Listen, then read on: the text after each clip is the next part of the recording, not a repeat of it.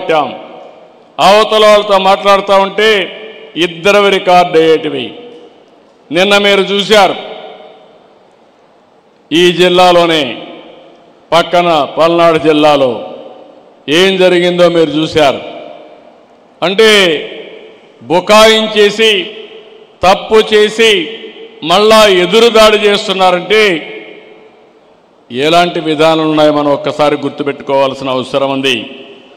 అందుకనే ఇక్కడ మీరందరూ చూసినప్పుడు నేను ఒకటే మీ అందరికీ హామీ ఇస్తున్నా, టెక్నాలజీతో జీరో క్రైమ్, అది ఏదైనా కావచ్చు. రేపు రాబోయే రోజులు ఇష్టానుసారంగా గంజాయి అమ్ముతాం, గంజాయి సేవిస్తాం, గంజాయి పండిస్తాం. మమ్మల్ని అడగద్దంటే మాత్రం కుదరదు, తాట తీస్తామని మరొక్కసారి హెచ్చరిస్తున్న వీళ్ళందరినీ. ఆడబిడ్డల్ని గొడవ చేస్తాం, వేధిస్తాం, లేకపోతే అత్యాచారాలు చేస్తాం. కానీ మమ్మల్ని అడగద్దంటే ఒకటే హామీ ఇస్తున్నా, అదే అలాంటి వారికి చివరి రోజు అవుతుందని మరొక్కసారి హెచ్చరిస్తున్నా. తమాషా అనుకోవద్దండి. ఒకప్పుడు లేనప్పుడే చూపించా, టెక్నాలజీ లేనప్పుడే చూపించా. ఇప్పుడు పగడ్బందీగా టెక్నికల్ ఎవిడెన్స్ అంతా పెట్టి ఎవడైనా తప్పు చేసి తిరిగి తప్పు చేసి ఆలోచన లేకుండా ఏం చేయాలో చేసి చూపిస్తుంది ఈ ప్రభుత్వాన్ని మరొక్కసారి మీ అందరికీ తెలియజేస్తున్నా. ఈరోజు మీ అందరికీ జ్ఞాపకం ఉంటుంది,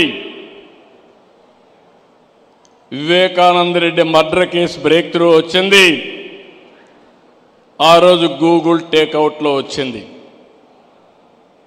ఎప్పుడు జరిగింది, ఏ విధంగా జరిగింది, అన్ని విషయాలు బయట వచ్చే పరిస్థితి వచ్చింది. అందుకని ఈరోజు సమాజంలో మనం అందరం గుర్తుపెట్టుకోవాల్సింది, టెక్నాలజీ అనేది సమర్థవంతంగా ఉపయోగించుకుంటే మనకు బ్రహ్మాండమైన ఫలితాలు వస్తాయి. ఆ ఫలితాలు రావడానికి ఈరోజు పోలీసు వ్యవస్థను మీరు చూశారు. సమాజంలో అనేక సవాళ్లు ఉన్నాయి. మొన్నటి వరకు ముఖ్యమంత్రిగా పనిచేసిన వ్యక్తి తెనాలి ఒక రౌడీ షీటర్, ఒక గంజాయి బ్యాచ్ పోలీసుల పైన దాడి చేసి ఆయనకు సంఘీభావంగా పోయి లా అండ్ ఆర్డర్ సమస్య సృష్టిస్తే చూస్తూ ఊరుకుండాలన్న తమ్ముళ్ళు అని మిమ్మల్ని అడుగుతున్నా. ఏమమ్మా చూస్తూ ఊరుక ఉండాలని మిమ్మల్ని అడుగుతున్నా.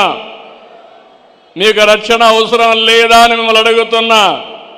రక్షణ కావాలంటే మీరు కూడా వాయిస్ రైజ్ చేయాలన్నా లేదా అని మిమ్మల్ని అడుగుతున్నాను. నేను అందుకే చెప్పా, బాబాయిని చంపి నేను ముఖ్యమంత్రిగా ఉంటే నా మీదే నేరం మోపి ఎన్ని నాటకాలు ఆడారో చూశారు మీరు. తెల్లవారి నిద్రలేస్తానే ఒక పేపర్, ఒక పనికి మాలిన పేపర్ ఉంది, అవినీతి పేపరు. ఆ పేపర్లో ముందు రోజు చూస్తే టీవీలో గుండెపోటు, పోస్ట్ మార్టం చేసిన తర్వాత మొత్తం డ్రామా మార్చేసి మా నాన్న లేడు, ఇప్పుడు చిన్నాన్న చంపేశారని డ్రామా మార్చేశారు. తెల్లవారి నిద్రలేస్తానే నారాసుర రక్త చరిత్రని ఆ కత్తి నా చేతిలో పెట్టి నేరం నా పైన వేశారు.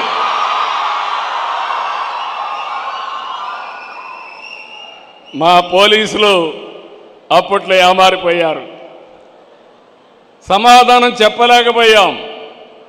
ఒక్క విషయం మిమ్మల్ని అడుగుతున్నా, ఆ రోజుగానే నేను నేరస్తుల్ని అరెస్ట్ చేసుంటే మళ్ళీ ఎవడన్నా అలాంటి నేరం చేస్తాడా అని మిమ్మల్ని అడుగుతున్నా.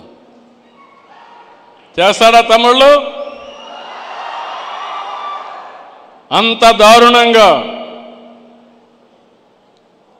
గొడ్డలితో మనిషిని చంపచ్చు, కానీ చంపచ్చు అని అనడం లేదు. ఆ గొడ్డలితో నరికిన విధానం,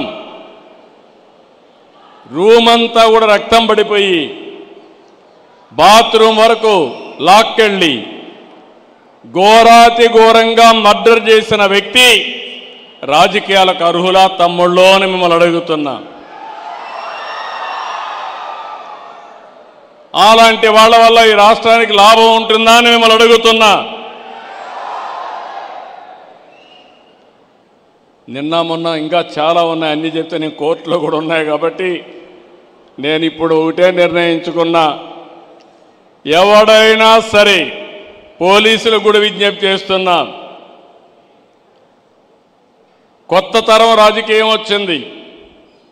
ఒకప్పుడు రౌడీ అంటే రౌడీ పక్కన నిలబడుకోవాలంటే రాజకీయ నాయకులు సిగ్గుపడిపోయేవాళ్ళు.